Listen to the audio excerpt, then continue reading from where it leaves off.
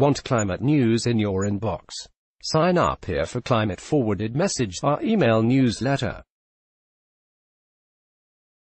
Washington: Earth's oceans are under severe strain from climate change, a major new United Nations report warns, which threatens everything from the ability to harvest seafood to the well-being of hundreds of millions of people living along the coasts.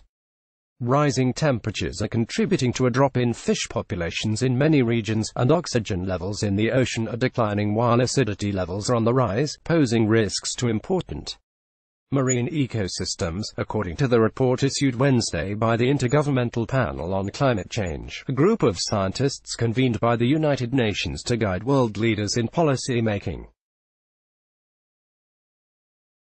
In addition, warmer ocean waters, when combined with rising sea levels, threaten to fuel ever more powerful tropical cyclones and floods, the report said, further imperiling coastal regions and worsening a phenomenon that is already contributing to storms like Hurricane Harvey, which devastated Houston 2 years ago. The oceans are sending us so many warning signals that we need to get emissions under control, said Hans Otto Portner, a marine biologist at the Alfred Wegener Institute in Germany and a lead author of the report. Ecosystems are changing, food webs are changing, fish stocks are changing, and this turmoil is affecting humans. For decades, the oceans have served as a crucial buffer against global warming, soaking up roughly a quarter of the carbon dioxide that humans emit from power plants, factories and cars, and absorbing more than 90% of the excess heat trapped on Earth by carbon dioxide and other greenhouse gases. Without that protection, the land would be heating much more rapidly. But the oceans themselves are becoming hotter and less oxygen-rich as a result, according to the report.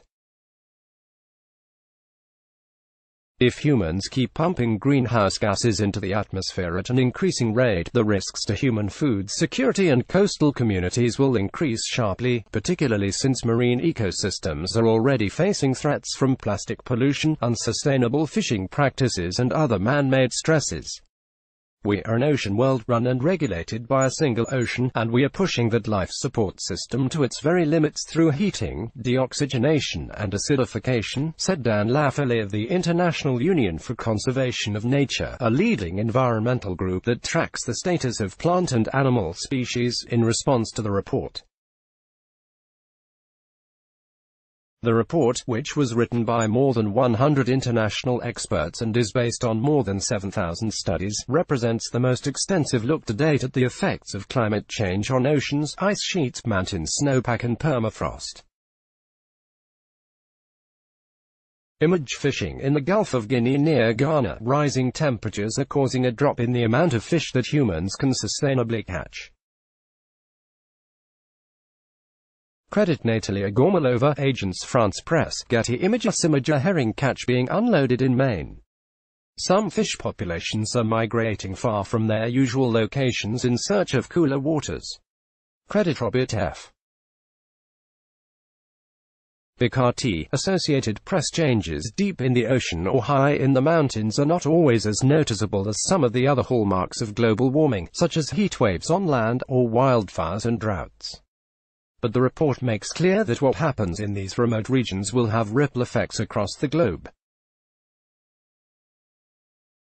For instance, as ice sheets in Greenland and Antarctica melt and push up ocean levels, the report said, extreme flooding that was once historically rare could start occurring once a year or more, on average, in many coastal regions this century.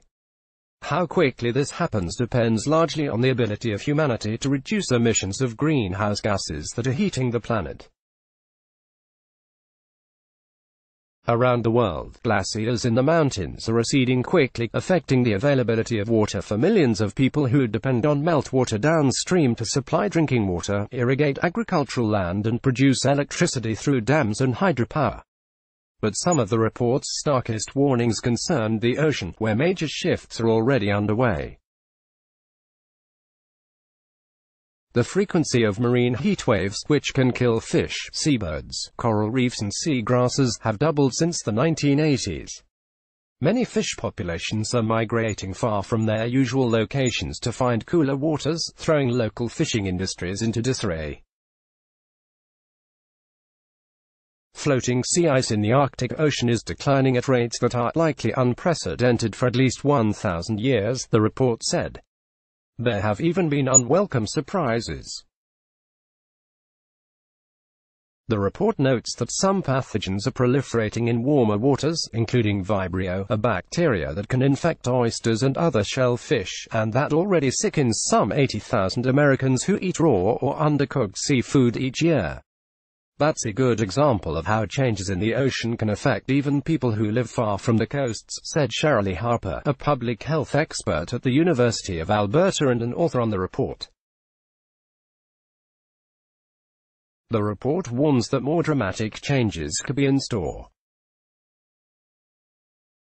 If fossil fuel emissions continue to rise rapidly, for instance, the maximum amount of fish in the ocean that can be sustainably caught could decrease by as much as a quarter by century's end.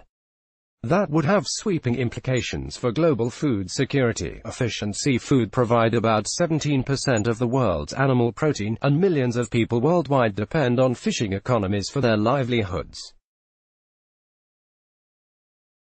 And heat waves in the ocean are expected to become 20 to 50 times more frequent this century, depending on how much greenhouse gas emissions increase. The potential for these heat waves to wreak havoc in coastal communities is already becoming noticeable in areas like the North Pacific Ocean, where what became known as a blob of unusually hot water in 2013 and 2014, partly fueled by global warming, killed thousands of seabirds and helped spawn toxic algae blooms that forced fisheries to close down from California to British Columbia. Last year, officials in the Gulf of Alaska had to reduce permitted cod catches by 80% to allow stocks to rebuild in the wake of the heatwave roiling the local fishing industry. When that happens, it's like a punch in the gut, said Brett Verhoeven, 33, a fisheries consultant and commercial fisherman based in Seattle and Homer, Alaska.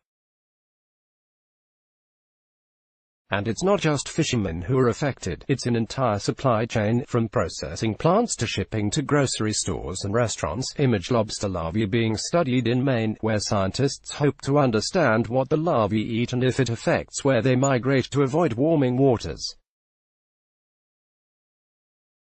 Cretaceous Radal, Getty Images. Image a receding glacier in the Kenai Mountains near Primrose, Alaska.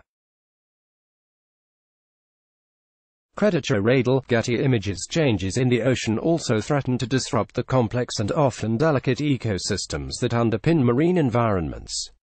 The report notes that the upper layers of the open ocean have lost between 0.5% and 3.3% of their oxygen since 1970 as temperatures have risen. And, as the ocean absorbs more carbon dioxide, it is becoming more acidic, which could make it harder for corals, oysters, mussels and other organisms to build their hard shells. Acidification and declining oxygen levels are already affecting the California Current, a nutrient-rich pattern of water currents in the Pacific Ocean that supports one of the world's most lucrative fisheries, the report notes. While scientists are still trying to understand the full effects of these changes, one risk is that shifts in the food chain could cause fish to migrate away. If the fish leave, that affects the small fishing fleets we have up and down the California coast, said Gretchen Hoffman, a professor of marine biology at the University of California, Santa Barbara, who was not involved in the report. So there's the risk of real economic and social problems. While the report recommends that the world's nations sharply reduce greenhouse gas emissions to lessen the severity of most of these threats, it also points out that countries will need to adapt to many changes that have now become unavoidable. Even if, for instance, nations rapidly phase out the greenhouse gas emissions in the decades ahead and limit global warming to well below an increase of 2 degrees Celsius from pre-industrial levels, a goal enshrined in the Paris Agreement, a pact among nations to fight warming, the world's oceans and frozen landscapes would still look very different by the end of the century than they do today. Warm water coral reefs would still face devastation. Global sea levels could still rise another 1 to 2 feet this century as ice sheets and glaciers melted. fish populations would still migrate, creating winners and losers among fishing nations and potentially leading to increased conflicts, the report noted. To cope with these problems, coastal cities will need to build costly sea walls and many people will likely need to move away from low-lying areas, the report said. Fishery managers will need to crack down on unsustainable fishing practices to prevent seafood stocks from collapsing. Nations could also expand protected areas of the ocean to help marine ecosystems stay resilient against shifting conditions. But the report also makes clear that if greenhouse gas emissions keep rising, many of these adaptation measures could lose their effectiveness. In the report's worst-case emissions scenario, where greenhouse gases continue piling up unchecked in the atmosphere throughout the century, sea levels could keep rising at a relentless pace for hundreds of years, potentially reaching 17 feet or higher by 2300, the report said.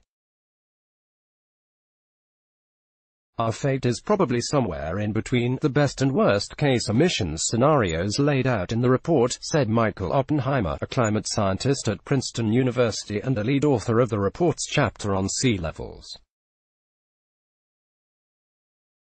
But if you think about the possibility of indefinite or even accelerating sea level rise for centuries to come, that bodes very poorly for coastal civilization. For more news on climate and the environment, follow @NitClimate on Twitter. Image a porthole with a view of waters over the Great Barrier Reef off Queensland, Australia. Credit David Morris Smith for the New York Times. Let's block ads. Why?